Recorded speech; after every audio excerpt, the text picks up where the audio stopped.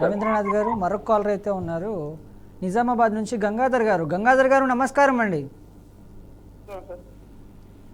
గంగాధర్ గారు నమస్కారం. నమస్కారం సార్. చెప్పండి సమస్య ఏమిటండి? సార్ ఇప్పుడు మా నాన్న పేరు మీద ఒక 2 నంబర్లలో భూమి ఉంది. చెప్పండి. దాన్ని ఒక 25 సంవత్సరాల క్రితము మేము మా 8 మంది పాలిభాగస్తున్నాము, డివైడ్ చేసుకున్నాం. ఓకే. అయితే అప్పుడు మాకు ఒక నంబర్లో వచ్చింది. 2 నంబర్లలో ఉన్న భూమిని ఒక నంబర్లో పంచుకుంటే ఒక నంబర్లో వచ్చింది. ఓకే. అయితే దాన్ని ఇప్పుడు ఎంతైతే 2 నంబర్లలో ఉన్న విస్తీర్ణం ఏదైతే ఉందో దాని మొత్తాన్ని నేను సాగు చేసి ఒకే నంబర్లో సాగు చేసుకుంటూ బోరేసుకొని పంట పండించుకుంటున్నా. ఓకే. అయితే అది పాస్బుక్ చేయడానికి ఎంఆర్ఓ గారి దగ్గరికి ఇంతకుముందు నేను వెళ్ళినప్పుడు అయితే అది ఏమైందంటే ఒక నంబర్ భూమి మీ నాన్న పేరు మీద ఉన్నది, ఇంకో నంబర్ భూమి నీకు ఒక్క నంబర్ మీ నాన్న పేరు మీద ఇంత విస్తీర్ణం లేదు అని చెప్పేసిండు. అయితే పాత పాని తీసి మేము చూసేసరికి అయితే అది ఇప్పుడు ప్రస్తుతానికి బ్రతుకున్న వ్యక్తి పేరు మీద ఆ భూమి అయిందని చెప్పిండు ఎంఆర్ఓ గారు. మా నాన్న చనిపోయిండు. సేమ్ పేరు ఉన్న మనిషి మా నాన్న పేరు గల వ్యక్తి వేరే వ్యక్తి పేరు మీద నంబర్ మీద భూమి వెళ్ళిపోయింది ఆయన పేరు మీద. అవునండి. ఆయన సంపాదిస్తే ఏమంటుండంటే ఇది నా పేరు మీద ఉన్నది, మీ నాన్న పేరు మీద ఉన్నది వేరే నంబర్ అని చెప్పిండు. ఆ రికార్డ్ అంతా తీసి చూపించినా గానీ తన వితండవాదం చేసి ఆయన ఏమంటున్నా అంటే ఇది నేను తింటే మీకు ఇచ్చేస్తే దొంగన అయిపోతా, నేను ఇయ్యా అని చెప్పేసి కోర్టులో కేసు వేసింది సార్. ఎవరు వేశారు కోర్టులో కేసు? అమ్మా ఇప్పుడు ఎవరైతే అక్రమంగా వేసుకున్నాడో ఆయన. ఏంటంటే సార్ ఇప్పుడు నేనేమో పంచుకున్నప్పుడు ఏ నంబర్లో అయితే నాకు ఒక నంబర్లో వచ్చిందో ల్యాండ్, అవునండి, ఆ ల్యాండ్ని నేను సాగు చేసి బోరేసుకొని నేను 2 నంబర్లలో విస్తీర్ణం ఉన్న భూమిని అంతా కలిసి ఒక నంబర్లో నేను బోరేసి పంట పండిస్తున్నా. ప్రస్తుతానికి నేనే ఉన్నా పొజిషన్లో మీరున్నారు.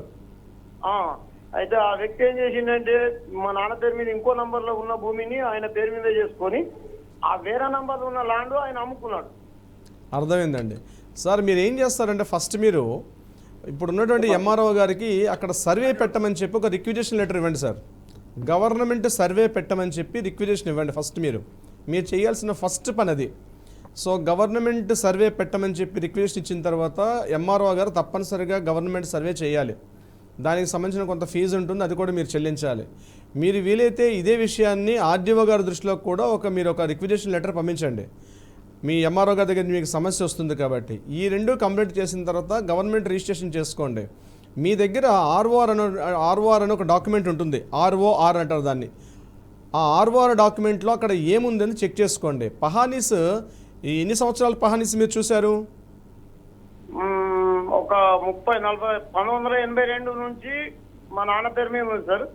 మరి కొత్త పేరు ఎప్పుడు జాయిన్ అయింది? ఈ కొత్త పేరు ఎప్పుడు యాడ్ అయింది? 2005లో ఆ విస్తీర్ణం ఏమో 15 ఎకరాలు ఒక గుంట ఉండే. అందుకని అది అర్థమైంది. మీరు చెప్పింది నాకు క్వశ్చన్ అర్థమైంది. మీరు ఒక పని చేయండి సార్. ఫస్ట్ మీరు గవర్నమెంట్ సర్వే పెట్టించుకోండి. టిప్పన్ సర్వే అంటారు, గవర్నమెంట్కి సర్వే పెట్టించుకోండి. టిప్పన్ సర్వే అంటారు దాన్ని. మీరు ఎంఆర్ఓ గారిని కన్సల్ట్ చేస్తే సర్వే పెడతారు. ఆ సర్వే తీసుకొని సర్వే రిపోర్ట్ తీసుకొని ఆర్డీఓ గారికి కూడా లెటర్ పెట్టండి. సర్వే రిపోర్ట్లో ఎలా వస్తుందో దాన్ని బేస్ చేసుకుని ఆర్ఓఆర్కి వెళ్ళండి. ఇంకా మీకు ప్రాబ్లం అయితే సిటీ సివిల్ కోర్టులో మీరు కేసు ఫైల్ చేయండి సార్. మీకు చాలా ఈజీగా ఉంటుంది. అప్పుడు టైం పడుతుంది. సిటీ సివిల్ కోర్టులో మీ దగ్గర ఉన్న డాక్యుమెంట్స్ అన్ని సబ్మిట్ చేస్తూ సిటీ సివిల్ కోర్టులో కేసు ఫైల్ చేస్తే అడ్వాంటేజ్ ఉంటుంది. బ్రహ్మం గారు. ఓకే. రవీంద్రనాథ్ గారు మరొక కాలర్ అయితే ఉన్నారు హుజూరాబాద్ నుంచి శ్రీనివాస్ గారు నమస్కారం అండి. చెప్పండి సమస్య ఏమిటండి? 3 అన్నదమ్ములు 3 వాళ్ళు. ఏంటండి? 3 అన్నదమ్ములు కొట్టిరు. 3 అన్నదమ్ములు? 3.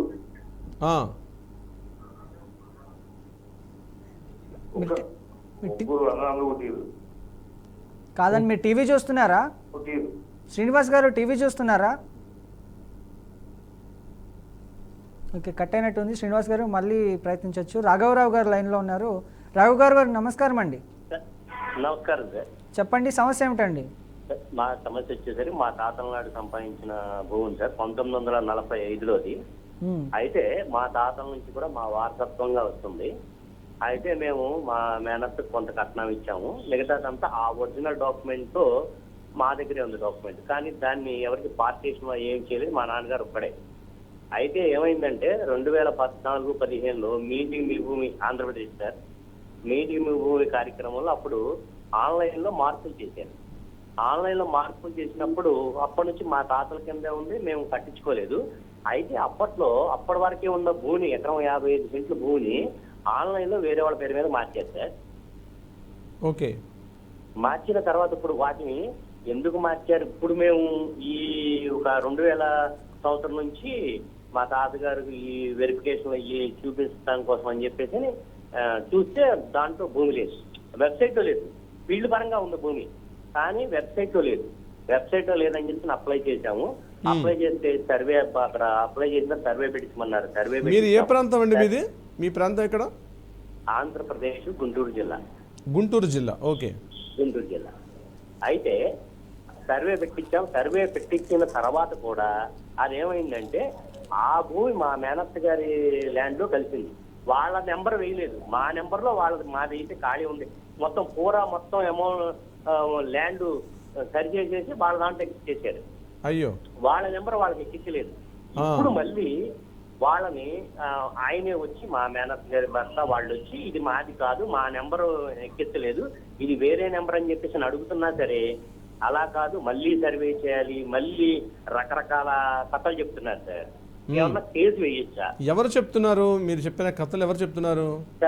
సర్వే డిపార్ట్మెంట్, తర్వాత ఎవరైతే విలేజ్ రెవెన్యూ డిపార్ట్మెంట్ ఉన్నారో వాళ్ళు చెప్తున్నారు.